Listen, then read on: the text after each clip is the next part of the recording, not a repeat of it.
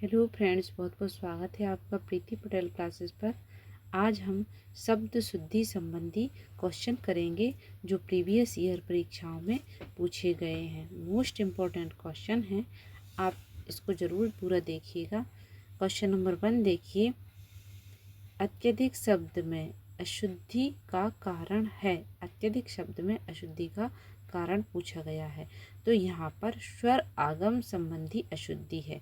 कैसे है देखिए, यहाँ पर यह यण संधि अति, धन, अधिक, इससे मिलकर बना क्या? अत्यधिक। यहाँ से ई, यहाँ से आ निकलकर ये बना या। तो या छोटा अत्यधिक में होना चाहिए, जबकि यहाँ पर आप देखिए, यहाँ पर आ की मात्रा लगी हुई है। आ की मात्रा यहाँ पर लगी हुई है, इसी वजह से ये स्वर आगम मतलब एक स्वर अधिक गलत लगा हुआ है। अत्यधिक शब्द का शुद्ध रूप लिखा जाता है अत्यधिक। ये इसकी शुद्ध वर्तनी है।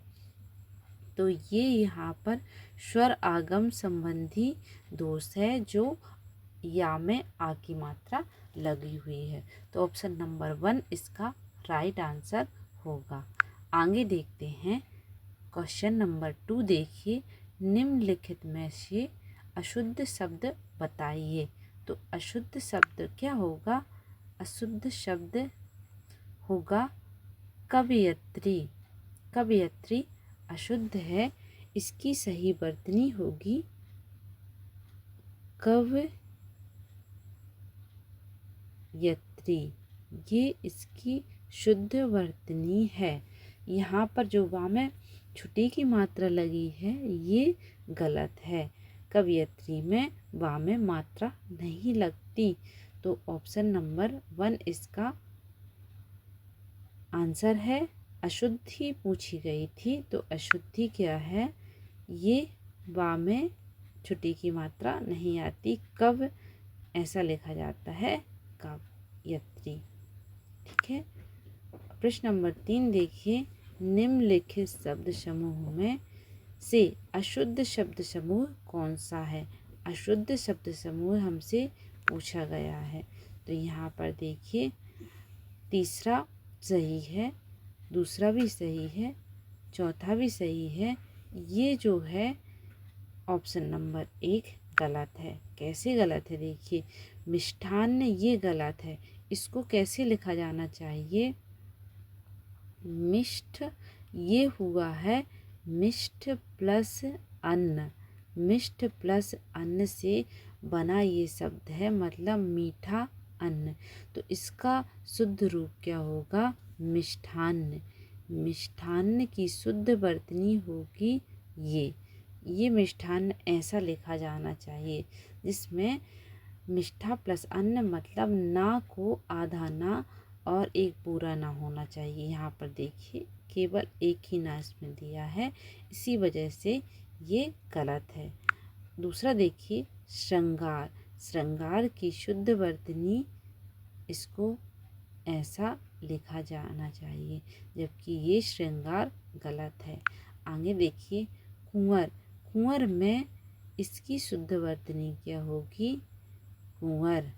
ये इसकी शुद्ध वर्तनी होगी, ये कुंवर गलत है। तो ऑप्शन नंबर 1 इसका राइट आंसर होगा। आगे देखते हैं, निम्नलिखित में से कौन सा शब्द शुद्ध है?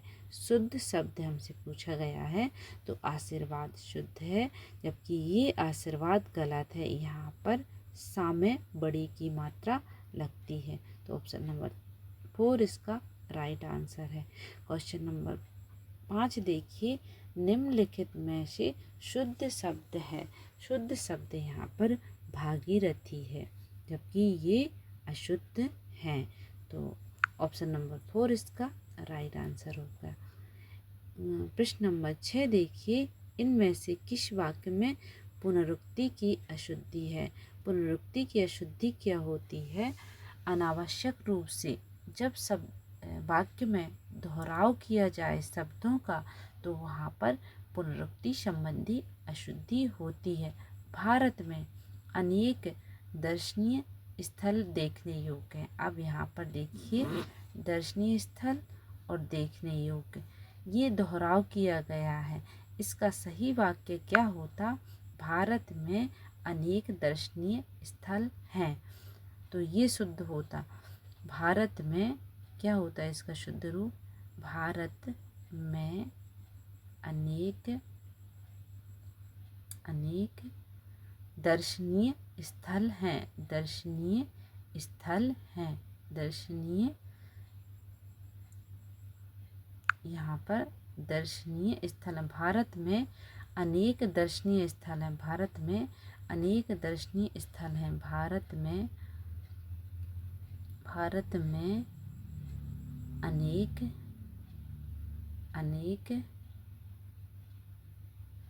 दर्शनीय स्थल हैं।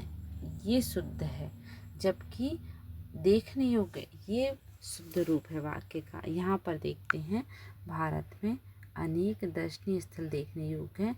ये क्या है? पुनरुक्ति संबंधी शुद्धि है, बार बार शब्द रिपीट हो रहा है। प्रश्न नंबर 7 देखिए, निम्नलिखित में अशुद्ध शब्द है। अशुद्ध शब्द पूछा गया है, तो अशुद्ध शब्द यहाँ पर तीसरा है, अतिशयोक्ति। क्यों अशुद्ध है? यहाँ पर देखिए अतिशयोक्ति में यहाँ पर जो ता दिख रहा है, ये आधा ता और पूरा ता, इसको लिखा जाता यहाँ पर शुद्ध। यहाँ पर अतिशयोक्ति क्या लिखा जाता? अतिशयोक्ति।